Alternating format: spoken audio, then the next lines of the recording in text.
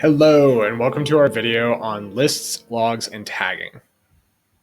We've gone over how you can link any of your libraries or locations before. If you need to link a contact or a species or anything else. But what happens when you want to link more than one? If you want a log or a list of things, or if you need to tag a bunch of different stuff. Here is how we're going to do it. When you're working with a library or a location type, now when you're adding or changing a library item, you have the option to select just a single one or multiple.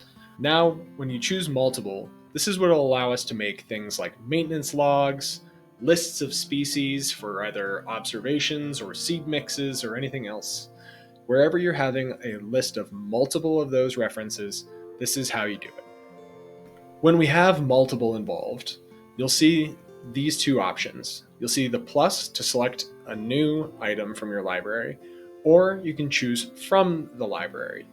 When you go to the library, you can select any different one, or you can create a new one from there as well.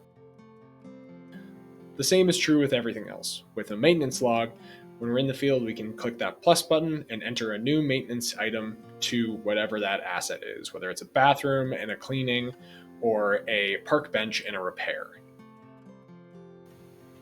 If we have a habitat restoration area, we maybe want to highlight what species are important to be protecting here. So for instance, we could have a list of all of the species that are in here. A blue jay, a coyote, a black bear, etc.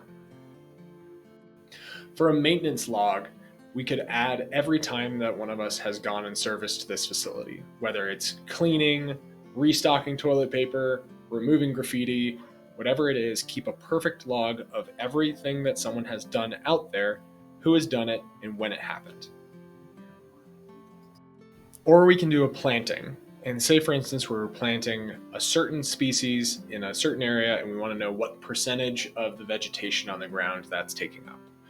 Now we can have a list of plantings and how much of the area was taken up by them.